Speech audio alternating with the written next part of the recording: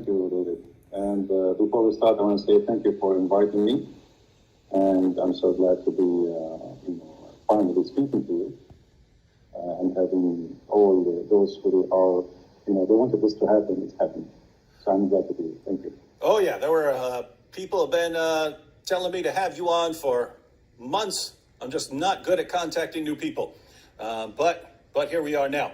All right. So we're going to be taking some questions and comments from everyone in the chat here once we get going. But there may be people here who aren't familiar with you, aren't familiar with your work. So in order to help them get to know you a bit better, why don't you share a little bit about where you grew up, your background, and everyone who's watching, while he's doing that, be sure to wage jihad on that like button and share the link on your social media. I am an Arab. I speak Arabic. Arabic is my first language. And I studied Islam. I have a degree in the Islamic law.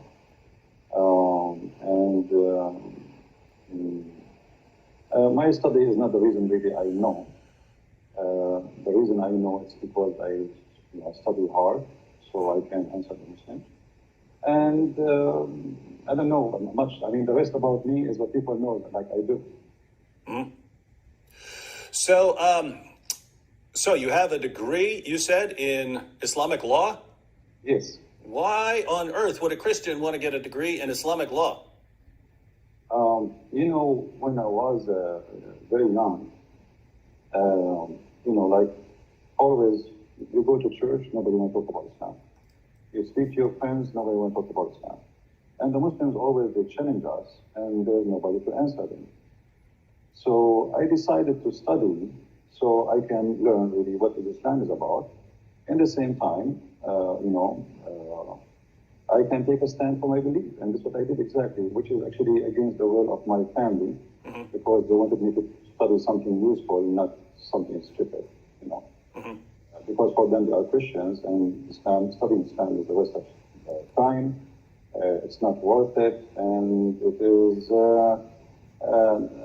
it's not a good thing. And I agree with them, But always good things can happen from bad things.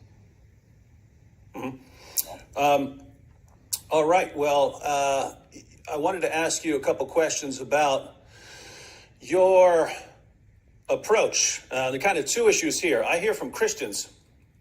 I hear from Christians all the time. And guys, those who are asking to adjust the bass and stuff like that. No, there's not. We've started. I can adjust the volume. That's about all we can do here. So just got to live with it. Any changes have to make at a different time.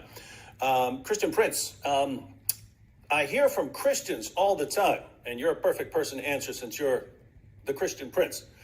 I hear from Christians who say that when you're interacting with Muslims, you shouldn't criticize Muhammad or the Quran. This is just going to drive Muslims away. They're not going to listen to anything you say. And so you just focus on sharing the gospel with them, just present Jesus. Don't criticize their position or they're never going to listen to you. That's obviously not your approach. So what do you think of that? Me, I'm a Middle Eastern, so I understand the nature of the Middle East.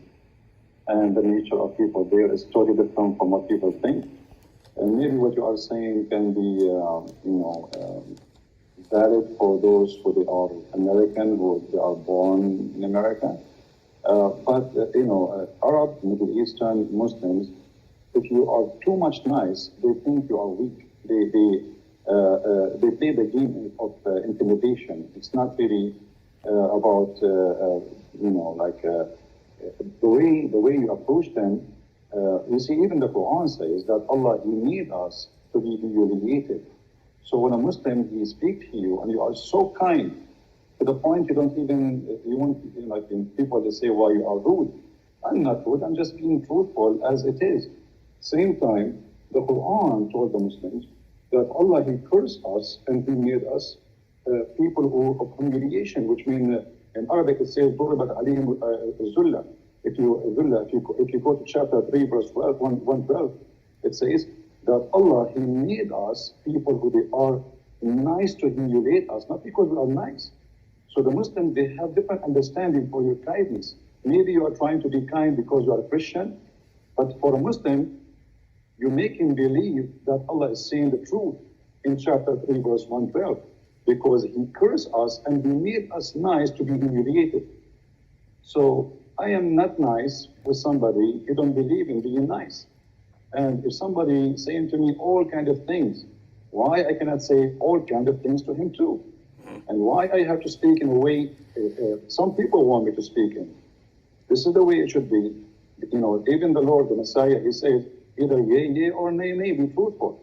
So, you know, no political correctness. The Messiah himself, he was not politically correct, and he spoke to the Jews in many ways, and many of them, they are harsh. So being harsh, not because I hate the Muslims, I never hate the Muslims, but being harsh because the religion, the topic is harsh itself, and the nature of this religion is harsh too.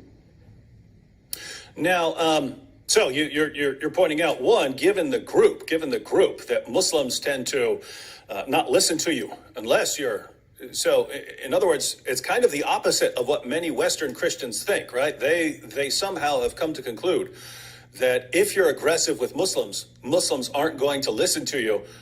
You're saying it's actually the opposite. If you don't have an aggressive approach, they're not going to listen to you. You see, in the Middle East, the one who shouts louder is the one who his voice is heard. So I know where I'm coming from. I know the culture. I know the nature. And, you know, everybody, you know, anyway, for me, I am very successful. I have, you know, a lot of people who live Islam. So if the way I'm doing it is not right, then how you can explain people leaving Islam left and right? Mm-hmm. So obviously it's working, it's good. And I don't insult people. I just say things as it is. I mean, your prophet is a false prophet. What's wrong with that? I mean, what I should say? I should say to him, your prophet is a good prophet when he's not. Mm-hmm. So I approach in a way which is go straight to the point. So you've mentioned a couple of times, and people have been pointing out in the chat that lots of Muslims, contrary to what many Christians in the West believe, lots of Muslims do listen to you and they leave Islam, and many of them become Christians. So what kind of results have you seen over the years? Actually, I can say to you... Hey, well, you just got, your sound got much more clear. All right, that's good. I changed the microphone from my side, actually. Maybe this is what was a switch. Oh yeah, that's perfectly clear now. Guys, does that sound better? Yeah, there were people, perfectly clear now. All right. All right. You see, I have in the last few months, I don't know how many, I cannot even count how many people left Islam. And, I don't change the way I talk. This is the way I talk. This is the way even when I speak to Christians, I mean, if somebody, he says something I don't like, I speak, this is how I am. I am not someone else. This is how I am. And who like it, or don't like it, it's up to him. I mean, what I can do. I mean, I don't like it, don't listen to me. Yeah, and I have to say, especially when I think about people in the Middle East, right? Assyrians, the Copts in Egypt, the Christians in Pakistan. When I think what they have gone through historically due to Islam, if the biggest criticism you can say is, guys, you're being too harsh when you're criticizing this ideology that has been oppressing your people for centuries. That's kind of as someone who lives in America, I just don't think it's my place to tell people who come from that sort of background how they should be talking about Islam. You see, David, you did just a few, maybe a month or 6 weeks ago, you debated a guy, his name is Mimi Hijab. And you saw how he was trying all his best just to humiliate and to insult, but not to debate. Yeah. The reason, for him, you are too nice because you are not coming from the same background. For him, humiliation is a way of winning. It's not he wanna make fun, even though he's saying stupid things, even though he said the most stupid things ever, which is against Islam. I mean, he not only he lost the debate, he looked like an idiot in the village. So yet he think by making fun he is the winner. So this is a culture thing. This is a mentality. This is a mindset. If you don't understand them, you will not even able to go through their mind.